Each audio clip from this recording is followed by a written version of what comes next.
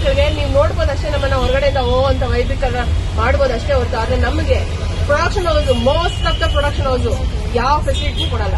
ಕೇಳಿದ್ರೆ ಇದೇ ನಾವು ಕೊಡೋದು ಊಟ, ತಿನ್ನಂಗೆ ತಿನ್ನಿ, ಬೇಕಾದ್ರೆ ನಿಮ್ಮ ಮನೆಯಿಂದ ತಗೊಂಡ್ ಬಂತೀನಿ ಅಂತಾರೆ. ಎಲ್ಲ ಮೋಸ್ಟ್ ಆಫ್ ದ ಆರ್ಟಿಸ್ಟ್ ನಾವು ವಾಟರ್ ಬಾಟ್ಲ್ ಇಂದ ನಾನು ಪ್ರೂಫ್ ಕೊಡ್ತೀನಿ, ನೀರ್ ತಗೊಂಡೋಗ್ತೀನಿ. ಒಂದು ವಾಶ್ರೂಮ್ ಕರೆಕ್ಟಾಗಿ ಕೊಡಲ್ಲ ಗೊತ್ತಾ ನಮ್ಗೆ? ಒಂದು ವಾಶ್ರೂಮ್ ನಮಗೆ ಕರೆಕ್ಟಾಗಿ ಕೊಡಲ್ಲ. ಇಲ್ಲ ಅಂದ್ರೆ ನಮ್ಮ ಹೆಲ್ತ್ ಇಶ್ಯೂಸ್ ಆದ್ರೂ ಬಂದು ನಾವು ಕೆಲಸ ಮಾಡ್ಕೊಡ್ಬೇಕು. ಒಂದು ವಾಶ್ರೂಮ್ ಕರೆಕ್ಟಾಗಿ ಕೊಡೋದಿಲ್ಲ. ಇಲ್ಲ ರೀಸೆಂಟ್ ಆಗಿ ಎಲ್ಲ ಆರ್ಟಿಸ್ಟ್ ವಾಶ್ರೂಮ್ ಇಲ್ದಿರಾ ಹೇಳ್ಬಾರ್ದು, ಬೈಲ್ ಕಡೆ ಹೋಗ್ಬಿಟ್ಟು ವಾಶ್ರೂಮ್ ಯೂಸ್ ಮಾಡ್ಕೊಂಡ್ ಬಂದಿದ್ವಿ ಹೆಣ್ಮಕ್ಳು ಗೊತ್ತಾ. ಈ ತರ ಪರಿಸ್ಥಿತಿಯಲ್ಲಿ ನಾವು ಕೆಲಸ ಮಾಡ್ತಾ ಇದೀವಿ.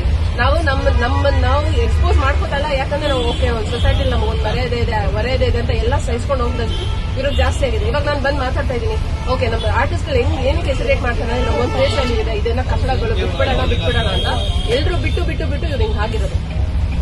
ಒಂದು ಊಟ ನೆಟ್ಟು ಕೊಡಲ್ಲ, ಏನು ಕೊಡಲ್ಲ. ನೀವು ಹೇಳ್ತೀರಾ ರೀಪ್ಲೇಸ್ ನೀವು ಬಿಟ್ಬಿಟ್ಟು ಹೋಗ್ತೀರಾ ಅಂತ ನಿಮ್ಗೆ ಗೊತ್ತಾ? ಆಕ್ಚುಲ್ ರೀಸನ್ ಏನಂತ ನಿಮ್ಗೆ ಗೊತ್ತಿದ್ಯಾ? ನಾವ್ ಎಷ್ಟು ಕಷ್ಟಪಡ್ತೀವಿ. ನಮ್ಗೆ ಇವಾಗ ಯಾರೋ ಒಬ್ರು ಪ್ರಾಜೆಕ್ಟ್ ಕೊಡ್ತಾರೆ, ದುಡ್ಡು ಕೊಡ್ತಾರೆ ಅಂದ್ರೆ ನಾವು ಏನಕ್ಕೆ ಬಿಟ್ಟು ಹೋಗ್ತೀವಿ?